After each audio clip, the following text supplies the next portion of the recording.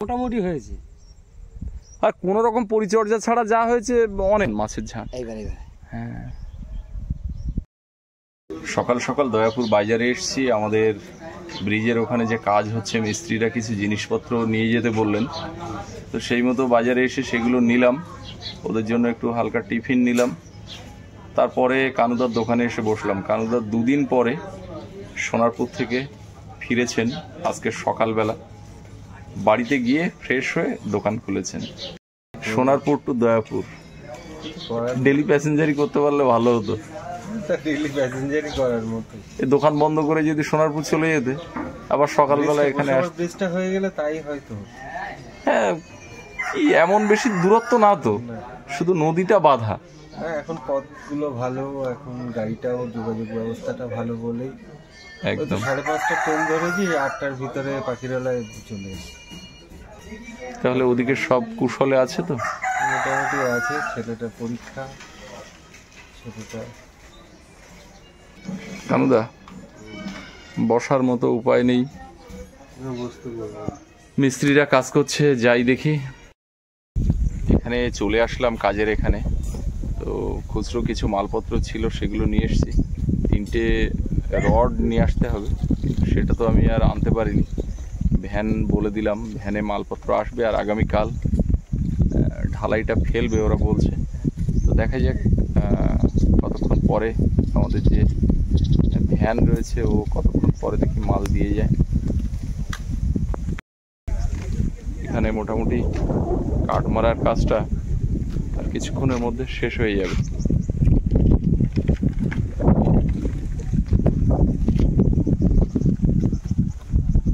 আজকে সকাল থেকে কারেন্টের সমস্যা নেই, তো মিস্ত্রিরা ওদিকে একটু সকালের জল খাবার খাচ্ছে। হালকা টিফিন নিয়ে আসলাম, ওরাও বোধহয় পান্তা নিয়ে এসছে। আর এই কাজটা জলের মধ্যে করতে হচ্ছে, একজন কন্টিনিউ জলে নেমে থাকতে হচ্ছে। দেখি একটু উপরের দিকে যাই।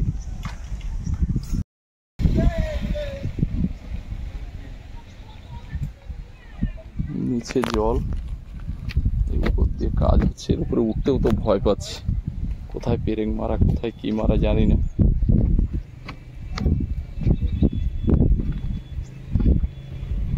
এই যে দুই দিকে যে ফাঁকা অংশ রয়েছে, এটা মাটি দিয়ে ভরাট করতে হবে। এখানে কিছু মাটি রেখেছিলাম, কিন্তু সে মাটি ধুয়ে আবার নিচে নেমে গেছে। ক্যানেলটা খুব একটা বড় না, এই যে ক্যানেল, এই ক্যানেল দিয়ে মোটামুটি জল যা সরে, তো জল শুধু ক্যানেল দিয়ে সরে না, মাঠ দিয়েও সরে যায়, গিয়ে ওই কর্নারের দিকে ওখানে একটা ক্যালভার্ট আছে, ওখান থেকে জল বেরিয়ে যায় নদীতে যাওয়ার যে পথ, দত্ত নদীতে যাওয়ার যে জল নিকাশি ব্যবস্থা, সেখানে গিয়ে মিশে যায়। তো এখান দিয়েও জল যাবে, নিচে একটা বড় অংশ ফাঁকা রয়েছে, সেখান থেকে জল বেরিয়ে যাবে। আর আমি যেভাবে এই ব্রিজটা করলাম বা করছি আমরা, এইভাবে কিন্তু এই লাইনে কেউই ব্রিজ করেনি। কেউ ছোট পাইপ টাইপ দিয়ে কোনো রকমে মাটি উপরে চাপা দিয়ে যাওয়া আসার পথ করেছে। কিন্তু তাতে করে যেটা হয়, যখন প্রচুর বৃষ্টি হয় তখন জলের যে চাপ সেটা যথেষ্ট থাকে, এবং যে সমস্ত মাঠের জল এই পথ দিয়ে নিকাশি হয় তারা কিন্তু এসে ডিস্টার্ব করে, ঝামেলা করে যে তোমরা এটা বড় করে করো জল সরার পর। তো সেই কথা বলার জায়গাটা রাখবো না বলে পথটা কিন্তু এতটা প্রশস্ত করা হয়েছে ব্রিজটা।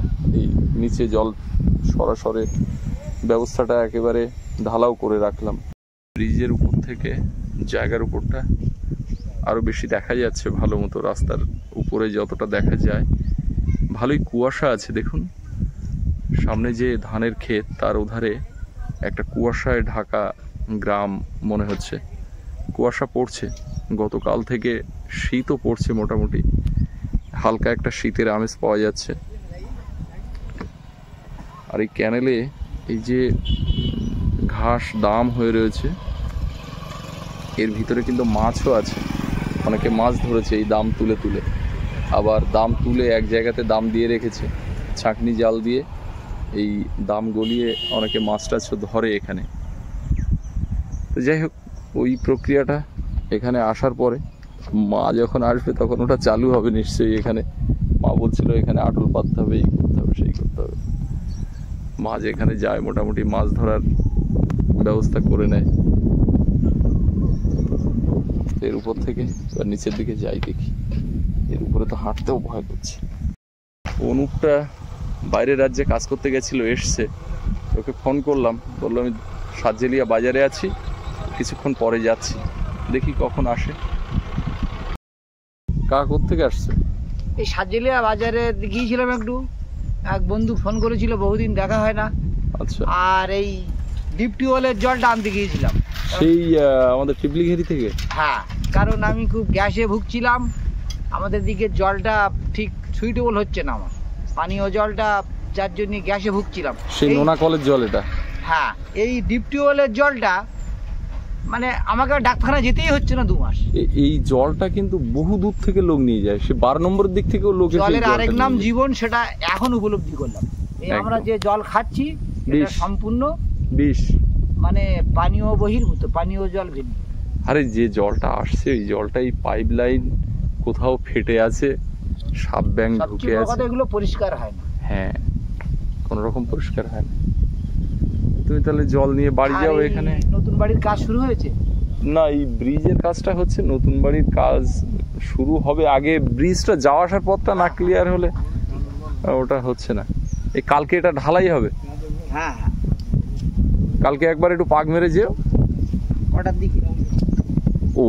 এরকম সময় আসলেই হবে, বা 10টা, 10:30টার দিকে, 11টার দিকে আসলে তখন ঢালাইটা ওরা ফেলবে কালকে। ঠিক আছে, তাই এসো তাহলে। ঠিক আছে। দিদি ভাই কেমন আছে? দিদি ভাই ভালো আছে, বৌমাও ভালো আছে, তুমি সবাই ভালো আছে। তুমি গিয়ে দেখে এসো। আর আমাদের ভাই সৌরভ, সে এখন পড়তে বসছে। এখন আর রাস্তার সমস্যা নেই, না, যে কোনো মুহূর্তে যখন তখন যেতে পারবো, আর কোনো সমস্যা যাওয়া যায়। ঠিক আছে, তাহলে তুমি এসো। ঠিক আছে। এই রাস্তা দিয়ে সোজা গিয়ে বাঁ হাতে কাকার বাড়ি। মিস্ত্রিরা ওখানে কাজ করছে, আমি বিনাপানির দিকে এসেছি। বিনাপানিতেও কিছু ঝামেলা ছিল। আমাদের ক্লাবে এসে একটু বসেছিলাম। এর যে পূজা হয়েছে, পূজা তো 8 দিনের মেলা। মেলার শেষে এবছর বেশ কিছু ঘাটতি আছে, তো সেই ঘাটতি মেটানোর জন্য বিভিন্ন পরিকল্পনা করা হচ্ছে, যাতে সকলের টাকা পয়সা যেগুলো বাকি রয়েছে, যে কজনের, সেই টাকা পয়সাগুলো ঠিকঠাক মতো পেমেন্ট করা যায়। তারই পরিকল্পনার মিটিং চলছে প্রতিদিনই কম বেশি। তো এখন সকালবেলাতেও 5-6 জন এক জায়গাতে হয়ে একটু আলাপ আলোচনা হলো। তো আমি এসছিলাম, আলোচনা হলো, সন্ধ্যাবেলা আবার একটু বসতে হবে। তো সবাই চলে গেল, আমাকে আবার যেতে হবে কাজের ওখানে। তো এখন একটু নদীর ধারে আমাদের বিনাপানি যে ঘাটের এখানে এসে দাঁড়ালাম। উত্তুরে হাওয়া হচ্ছে, একটা শীতের আমেজ গতকাল থেকে পাওয়া যাচ্ছে। এখানে এসে সেটা ভালোই অনুভব হচ্ছে। আর এখন নদীতে ভরা জোয়ার, নদীর রূপটা আপনাদেরকে একটু দেখাই।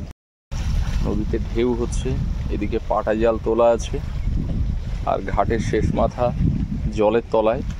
এই অংশটাও আস্তে আস্তে জল উঠছে, আর সামনে এই যে নদী কানায় কানায় পরিপূর্ণ, একটা কুয়াশাচ্ছন্ন পরিবেশ। সামনের দিকটা একেবারে ধোঁয়া ধোঁয়া মনে হচ্ছে, এদিকেও জল উঠেছে অনেকটা। এই যে ডান দিকে যে বাইন গাছগুলো, ফল ঝরে ঝরে টুকটাক পড়ে সন্ধ্যাবেলায় যখন বসে থাকি। তো আস্তে আস্তে বাইনের ফল সবই প্রায় পড়ে গেছে, 2-1টা ফল এখনো গাছে আছে। এই যে একটু তামাটে মতো হয়ে গেছে, ফ্যাকাশে হয়ে গেছে রং। এখন পুরো ফল সব ঝরে পড়ে যাবে। আবার একটা নির্দিষ্ট সময় পরে বাইন গাছে ফুল আসবে, তারপরে কিছুদিন পরে গরানের ফুল হবে, খলিশার ফুল হবে, আর সেখান থেকে মৌমাছিরা মধু সংগ্রহ করবে। চৈত্র মাসের দিকে মহুলেরা যাবে মধু সংগ্রহ করতে সুন্দরবন জঙ্গলে। আর খলিশা ফুলের মধু তো সুন্দরবনের বিখ্যাত মধু, আপনারা জানেন। সেই ফুলও কিন্তু কিছুদিন পরে ফুটতে শুরু করবে। এদিকে দেখুন জোয়ার পুরোপুরি হওয়াতে পাটা জাল তুলে দিয়েছে, দড়ি টানা কল, নৌকা নিয়ে এই জলে যেতে হয় না জাল তুলে বাঁধতে। বাঁধের গায়ে সব খোঁটা মেরে আর সুতো টাঙানো আছে, ওই সুতো দিয়ে সুতোর গোড়া হচ্ছে বাঁধের গায়ে, ওখান থেকে সুতো টানলে জাল উঠে যায়। সব জাল কিন্তু এখানে এইভাবে তুলে বাঁধা, জল নেমে যাওয়ার পরে মাছ সংগ্রহের কাজ চলবে। এদিকে যে পাটা জাল রয়েছে তার ওধারে আরও সামনের দিকে দেখুন দেখা যাচ্ছে আরও কিছু বাঁশ পোতা, ওখানেও কিন্তু পাটা জাল পোতা রয়েছে। আবার জায়গার এখানে চলে এলাম, কাজের এখানে 3-4টে 8-এর রড কম পড়েছিল, সেই রডগুলো আনার জন্য বলে দিয়েছি, ভ্যানে ওরা নিয়ে আসছে। আর বালিও নিয়ে আসছে, কিন্তু বালি এখানে রাখার জায়গা নেই বলে বললাম যে বালি আজকে দিও না, কালকে সকালে দাও। কি করবে জানি না, এখন সেই বালি নিয়ে তো আসছে বলল। আর এদিকে ওরা রডের কাজ করছে, কাঠ মারার কাজ প্রায় শেষ হয়ে গেছে। এই রিং হচ্ছে এগুলো 8-এর রড সব নাকি বিশ্ব? আচ্ছা, আর এইগুলো কত? এগুলো 16 রড তো? এই 16 রড দিয়ে বিমে এই রডের মানে জালি করা হচ্ছে। আর রিং 8-এর রড। আর ব্রিজের ওই মাথার দিকটা, ব্রিজের ও মাথায় দুধারে দুটো কলম উঠবে, উঠে উপরে একটা ছাতা মতো হবে, দিয়ে মাঝখানে গেট, সেই মতোভাবে রড বের করে রাখতে বলা হয়েছে। এই যে 16 রডগুলো, এই যে একটু মরিচা পড়ে আছে, এগুলো পুরানোগুলো তো, এগুলো কিন্তু ওই যে সেই ব্লেড, ওই ব্রাশ নিয়ে এসছি, ওইটা দিয়ে কিন্তু এটা পরিষ্কার করে নেবে। আর এই প্লাস্টিকে হয়ে যাবে? তুমি যা বলেছিলে 20 ফুট 21 ফুট প্লাস্টিক নিয়ে আসা লম্বা, এবার ওটা ডবল আছে। যে ভ্যান আসছে, এখন বালিগুলো নামালে ছড়াবে, তাই ভাবছি নামাবো কিনা।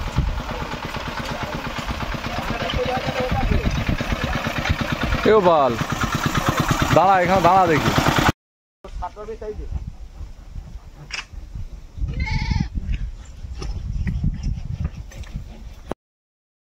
আমরা জায়গার উপরে যাব বলে দুটো বাঁশ কাটাচ্ছি, নিহাদদা এসছে, বাঁশের উপর দিয়ে যাব, নিহাদদা ধরে।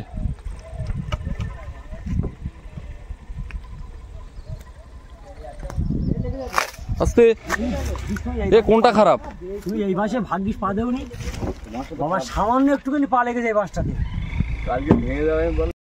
জায়গার উপরে চলে এসেছি বাঁশের উপর দিয়ে। এবার আপনাদেরকে দেখাই জায়গার কি অবস্থা। এ প্রচুর জাম গাছ হয়েছে নিহাদদা, এ পাখিতে ফেলেছে। হ্যাঁ সুন্দর চেয়ার আছে, এ পাখিতে খেয়ে ফেলেছে না। এই জাম গাছটা ঠিক জায়গায় হয়ে যাচ্ছে, তুলতে হবে না। হ্যাঁ,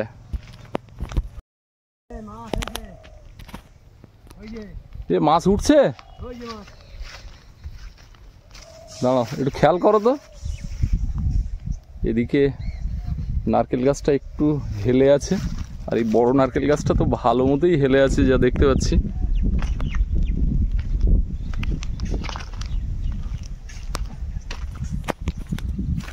আর এদিকে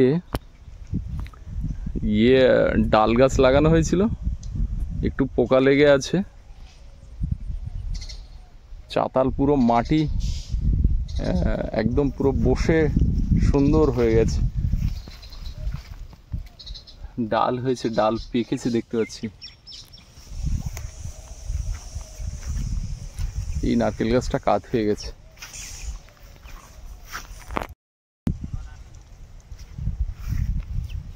বরবটি হয়েছে এখানে, বাবা আগের দিন এসে বরবটি তুলে নিয়ে গেছিল। এখানে কিছু বরবটি পেকেছে, এখানে কিছু হয়েছে। আর এদিকের অবস্থা দেখি, সেই আম গাছ, আটির চারা মা এখানে বসিয়ে গেছিল, আছে ওভাবে। সেই পুরানো গাছের মুড়ো, তাতে একটা বট গাছ হয়েছে দেখতে পাচ্ছি।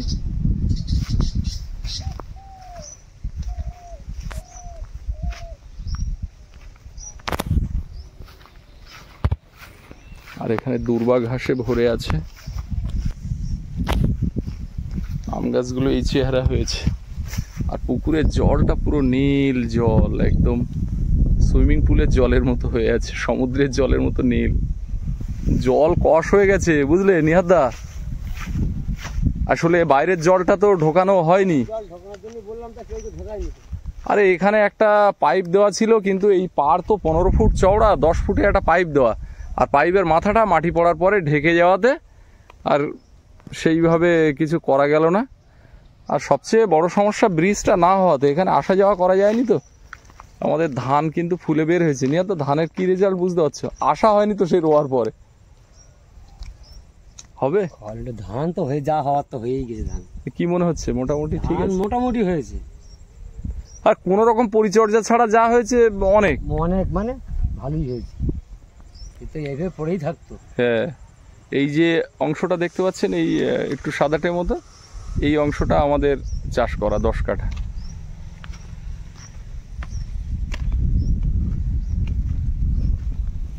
এটা তো এবছর মাটি ফেলে ভরাট করে দেবো ইচ্ছে আছে। জাম গাছ দেখো যেখানে সেখানে হয়েছে। এ মাছ কি দেখতে পেলে? ওই তো মাছ, মাছ অনেকগুলো ছিল দাদা, অনেকগুলো ছিল এক জায়গায়।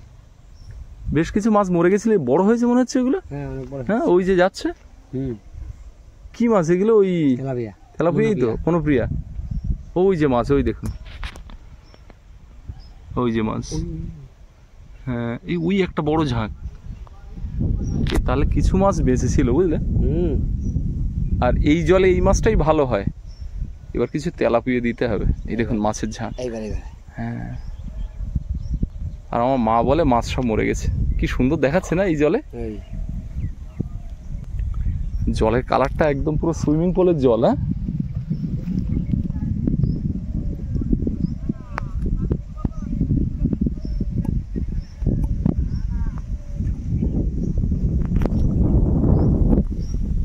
মাটিটা যে বই হওয়ার ব্যাপারটা সেটাও কিন্তু মোটামুটি হয়েছে না? মোটামুটি যতটা উঁচু ছিল বসে যাওয়ার যে ব্যাপার, বসে মোটামুটি একটা লাইন হয়ে গেছে। এগুলো কি গাছ গো? এগুলো ঝিঙে গাছ। ঝিঙে না তরুল না কি?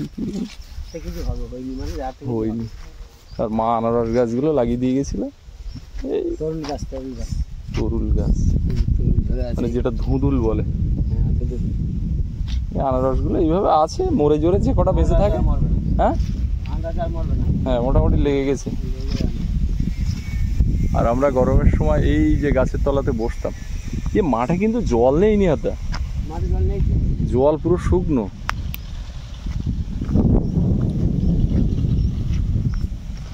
আচ্ছা, বাড়ির কাজ করার ক্ষেত্রে এই জল ব্যবহার করা যাবে তো? ঘরের কাজ? হ্যাঁ, এই জলে অসুবিধা হবে না? মানে হালকা কষ হলেও অসুবিধা না, মনে হয় অসুবিধা হয়। জামগাছগুলো থাকবে, যেগুলো পুকুর পাড়ে আছে থাকবে। জাম গাছতলা নোংরা হয়। হ্যাঁ কিছু থাকবে, এই যে কানা দিয়ে যে কটা আছে 2-1টা থাকবে, অন্যান্য গাছ বসাতে হবে। ভেন্ডি গাছে একটা করে ভেন্ডি হয়ে আছে, ওই যে থাকবে। ওধারে দেখলাম কিছু বরবটি হয়ে আছে, আর ডাল গাছগুলো তো জঙ্গল হয়ে গেছে। অনেকদিন পরে বাস্তুর উপরে একটু হেঁটে গেলাম। ওই বেনু কি নিয়াদা, এদিকে দেখো জঙ্গল হয়ে গেছে পুরো। ডাল তো কেন দিলে ডাল তাই করতে হবে এখন। এ না ডাল দেখো, কিছু কিছু ডাল কিন্তু এই দেখো ভালো আছে, ফুটেছে। এ না ডাল ফুটেছে, ডাল হবে, তুলতে পারলি হবে। তুলবে কে? কে তুলবে? ও গাছ সমেত উড়কে দিতে হবে যে খানিকটা। হ্যাঁ বেশি বেশি সে কচু লাগিয়েছিল এধারে, কোথায় সে তার তো কোনো দেখতে পাচ্ছি না। এই ডাল গাছে ঢেকে গেছে কচু। হার না হলি আর কি করে। মিস্ত্রিরা ওখানে কাজ করছে, আমরা এসে এই যে হিমাংশু কাকার ঘাটে এসে বসলাম। এই ঘাটে এর আগেও এসে বসেছি, আপনাদের দেখিয়েছি। সামনে আম গাছে আম ঝুলছিল, কিন্তু এখন সেসব আর নেই। আর সেই কাকাও বাড়িতে নেই, ভিন রাজ্যে চলে গেছে গতকাল। তো আমরা এখানে এসে বসেছি। এদিকে আমার এক ভাই আছে বেনু, দুজন বসে গল্প করছি। মিস্ত্রিরা ওদিকে কাজ করছেন, কখন কি লাগে সেই জন্য একটু বসে আছি। আগামীকাল ব্রিজের ঢালাইটা হবে, তো সেই জন্য আজকে ওরা সব কাজ গুছিয়ে রাখছে, কালকে শুধু ঢালাইটা পড়বে। তো এখান থেকে কখন বাড়ি যাব বুঝতে পারছি না। এখানে ওরা কাজ শেষ করলে তারপর বাড়ির দিকে যাব।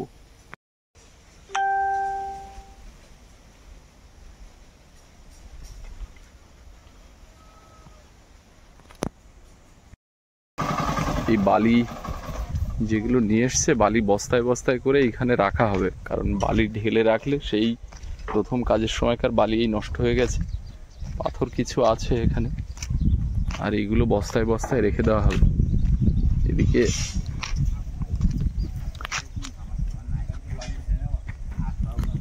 খাঁচা তৈরি হয়ে গেছে, জালিও বাঁধবে। ওরা কতক্ষণ কাজ করবে বুঝতে পারছি না। এবারে চলে যাবো বাড়ির দিকে, অনেকটা বেলা হয়ে গেছে, প্রায় 1:30 বাজে এখন।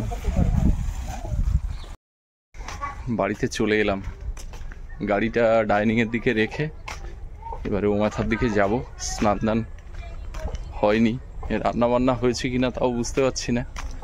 স্নান দান তো আমার বিকালবেলাতে হয় প্রতিদিন, তো আজকে দেখি একটু সকাল সকালে করা যায় কিনা।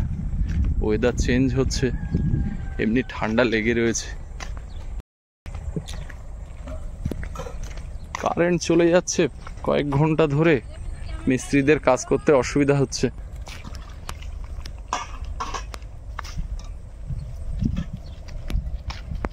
কি ব্যাপার, এখনো বাসন মাঝামাঝি হচ্ছে? সেটাই তো ভাবছি, এখন তো অনেক বাজে। হয়ে গেছে, থ্যাংক ইউ।